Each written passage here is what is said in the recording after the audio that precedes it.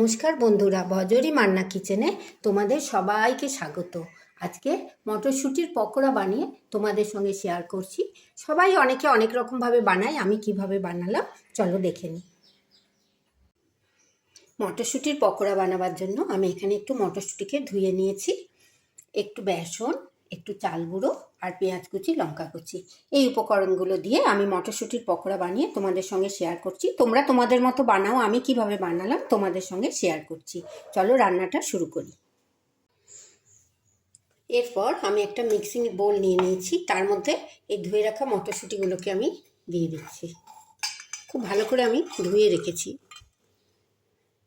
আর তার মধ্যে 2 কুচি আদা দিয়ে দিচ্ছি, আর দিচ্ছি একটু কাঁচা লঙ্কা। ঝালটা পরিমাণ মতো দিও, তবে এই বড়াটা, এই পকোড়াটা একটু ঝাল ঝাল হলে খেতে খুব ভালো লাগে। আর দিয়ে দিচ্ছি একটু কারি পাতা। এই কারি পাতা দিয়ে তোমরা মটরশুঁটির পকোড়া করে খেয়ে দেখো, অনবদ্য একটা গন্ধ আসে। এবার আমি এটাকে মিক্সিং বোলে পিষে নিচ্ছি। মটরশুঁটিটা আমার মিক্সিং বোলে পেষা হয়ে গেল। এবার এটাকে আমি একটা বাটিতে নিয়ে নিচ্ছি। মটরশুঁটিটা আমি বেটে নিয়েছি। এবার এর উপরে একটু একটু করে আমি সমস্ত উপকরণগুলো দেব। প্রথমে দিয়ে দিচ্ছি বেসন, একটু চাল গুঁড়ো, তারপরে দিচ্ছি পরিমাণ মতো নুন। আমি মটরশুঁটিটা বাটার সময় নুন দিইনি, এখন একটু পরিমাণ মতো নুন দিচ্ছি। একটু হলুদ গুঁড়ো, একটু ধনের গুঁড়োর গন্ধটা খুব ভালো লাগে, ধনের গুঁড়ো, আর চাট মশলা। চাট মশলাটাও খুব সুন্দর লাগে। আর দিয়ে দিচ্ছি রঙের জন্য একটুখানি লাল মির্চের গুঁড়ো। ঝালটা তোমরা পরিমাণ মতো করো। আর অল্প 2-4 দানা চিনি দিয়ে দিচ্ছি একটু মিষ্টি হওয়ার জন্য। সমস্ত উপকরণগুলো দিয়ে আমি এবার এটাকে বেটে নেব। একটু তেলও দিয়ে দিলাম, তাহলে মিক্সারটা পকোড়াগুলো খুব খাস্তা হবে। এই সমস্ত দিয়ে আমি এবার এটা মিক্স করে নিচ্ছি খুব ভালোভাবে। এখন জল দেবো না, কেন মটরশুঁটি তো ভিজে ভিজে, ওটার জলেই আশা করছি মাখাটা হয়ে যাবে। একটু দেখে নিচ্ছি। আমার পুরটা মাখানো হয়ে গেছে। আমি পেঁয়াজ আর কাঁচা লঙ্কাটা দিতে ভুলে গেছিলাম, তাই একটু দিয়ে দিলাম। পেঁয়াজ কাঁচা লঙ্কাটা দেওয়ার পর আমি আরেকবার মাখিয়ে নিলাম। এইভাবে একটা শুকনো টাইট ব্যাটার হবে, তাহলে পকোড়াটা খুব খাস্তা হবে। চলো পরবর্তী পর্যায়ে চলে যাই।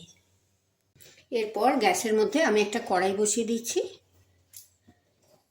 কড়াইটাতে আমি একটু দিয়ে দিচ্ছি সর্ষের তেল। আমি সর্ষের তেলেই পকোড়াগুলো ভাজবো। পরিমাণ মতো সর্ষের তেল দিয়ে দিচ্ছি।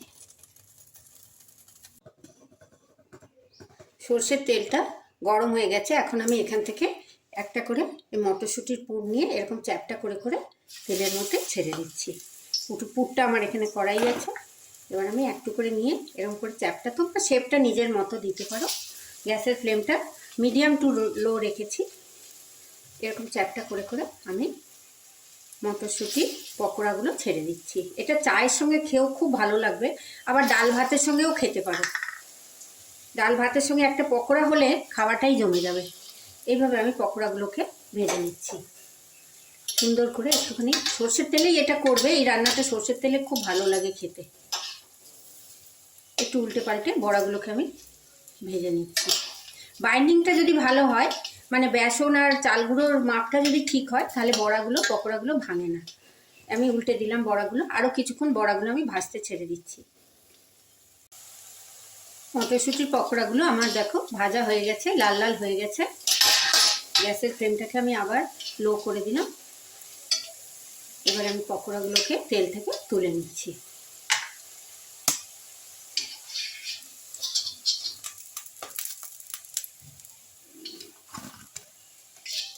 আরও কিছু পকোড়া আছে, সেগুলোকে আমি তেলে দিয়ে দিচ্ছি।